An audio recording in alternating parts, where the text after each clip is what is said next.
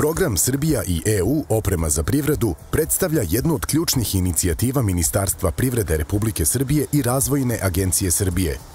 Ovaj program je pokrenut 2013. godine, a uz podršku Evropske unije dodatno je unapređen u 2022. i 2023. godini. Sa bespovratnim sredstvima od 26,9 miliona evra, preko 1200 privrednih subjekata dobilo je priliku za tehnološki napredak i razvoj. Ja sam Milorad Četnik, direktor kompanije 4M Specijalne alati. Porodična kompanija prerasla u danas u već jednu ozbiljnu kompaniju koja broji 60 zaposlenih. 4M Specijalne alati se bavi obradom metala, dobavljača mnogih multinacionalnih kompanija koje posluju u Srbiji i koje posluju u svetu. Imamo jako dobru saradnju sa Razvojnom agencijom Srbije i učestvovali smo i u ranijim projektima. Projekat koji nam je bio sad jako interesantan je bio vezano za solarne panele, zelenu energiju, za smanjenje emisije ugljen dioksida i to su neke stvari koje su jako bitne za danas i ono što su nadolazeće evropske regulative. Sa druge strane, smanjenje proizvodnih troškova.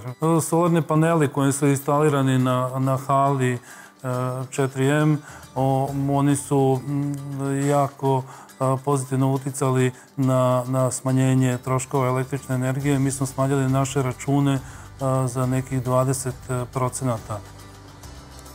Program Srbija i EU oprema za privredu omogućava sufinansiranje nabavke nove proizvodne opreme i opreme direktno uključene u proces proizvodnje.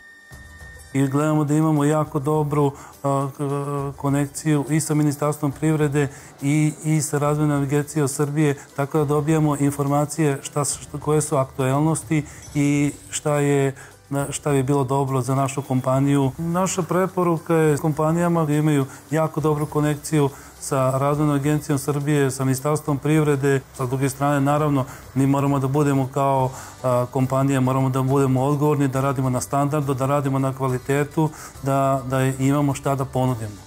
Gledamo u budućnost tako što sa mladim kadrovima gradimo budućnost. Znači, budućnost je na mladim ljudima i ti mladi ljudi će graditi budućnost. 4M će se razvijati i 4M će biti jedna kompanija koja će, da kažemo, da bude, sad da kažemo, evropska, a bit će sigurno svetska kompanija.